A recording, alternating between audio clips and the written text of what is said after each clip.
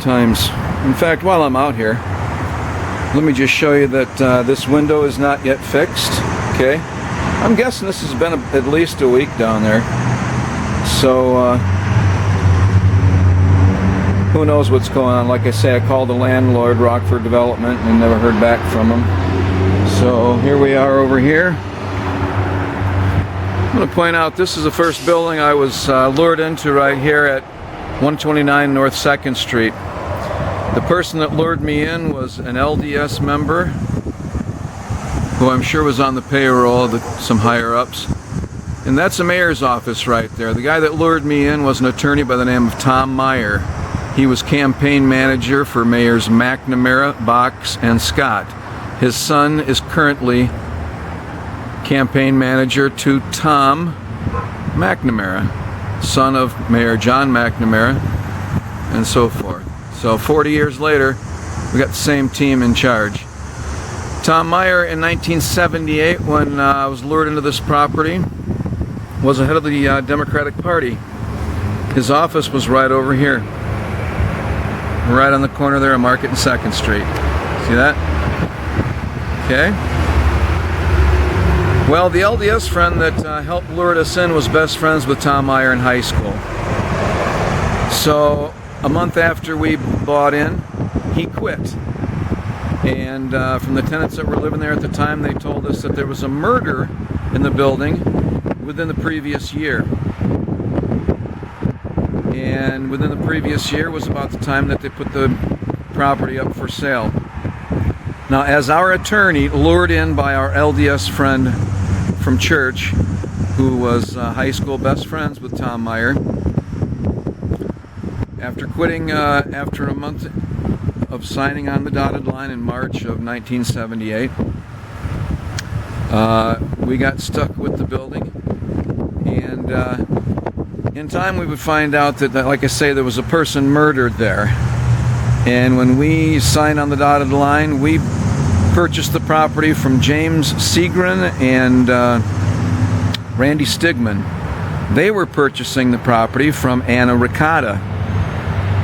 And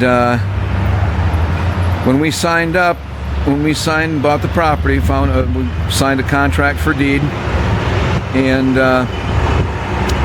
James Seagren wasn't even at the meeting. He had signed his papers apparently from Phoenix, Arizona, and we never even met him. He ended up, from what I hear, being a developer out in Phoenix for 40 years. What a coincidence. So Tom Meyer represented all of us, represented both sellers and 3 of us buyers. So we were basically lured into this property, I believe, to cover up for a murder. Now in 2002, I filed an FOI with the city of Rockford to find out who was murdered, and I was never given a reply to that Freedom of Information request. That's how it works here. Everything's a big secret. You have church and state working together to loot the people of this county and this city. And Tom Meyer was the first one that lured me in.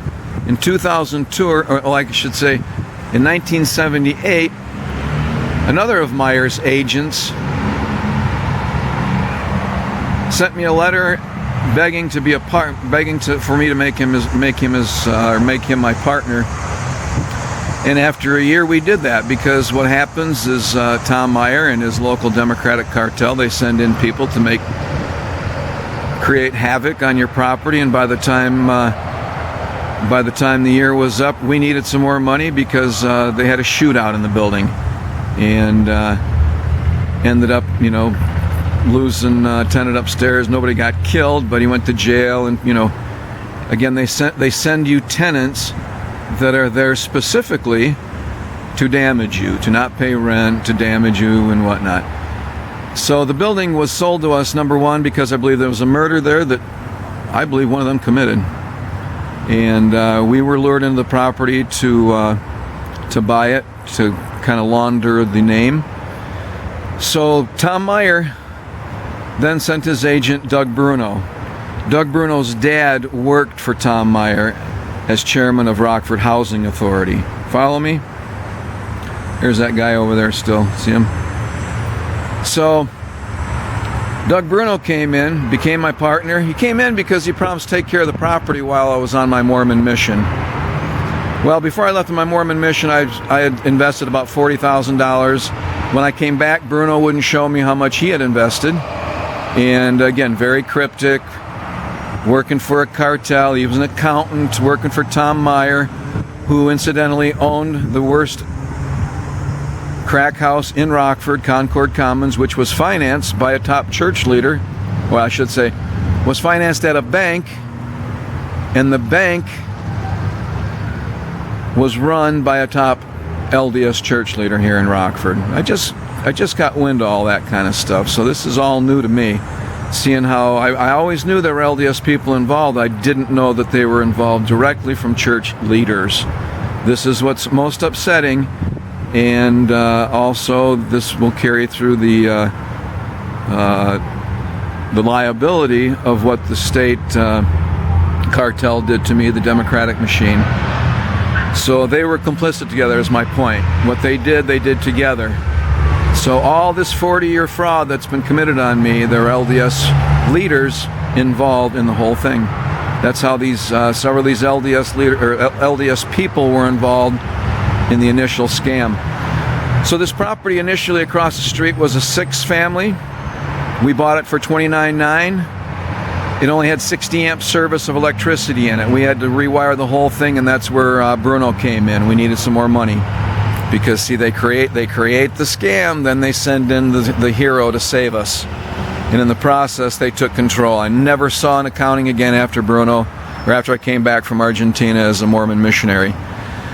A month after Bruno and I or I should say 6 months after I came, or no, it was more than that, 7 months, I guess, after I came back from my Mormon mission, Bruno bought a house from Tom Ricotta at auction in Pecatonica for $5,000. And I'll show you the court record, the deed on that from the county recorder's office. $5,000.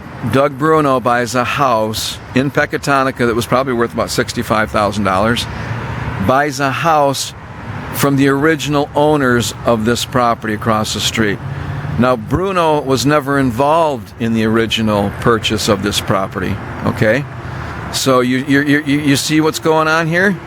Bruno's dad worked across the street from Tom Ricotta's business, Ricotta Automotive.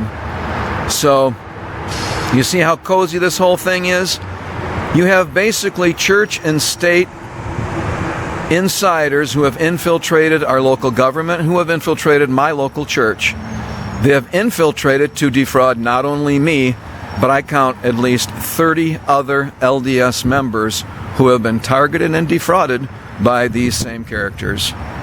And this goes back 40 years. Now, these are just the ones I know about. You can add another 30, 40, 50 to that, I'll bet, because these guys troll the LDS members at church for people they can defraud. All right? Okay, anything else can I give you on this deal here today? I think that's about enough. Digest that. Oh, the church and state cartel. Let me remind you what that is. The church and state cartel is the same as what the First Reich was. All right? The First Reich was the Vatican in 325 AD when Constantine took over the good Christians' church and made it a state church. The Vatican was the first corporation. As we all know, the Vatican has the same problem of the infiltration of pedophiles, child molesters, satanic child ritual abuse. Yeah, it's every church, people. Wake up. It's time to rid them of all of our churches. All right, signing out.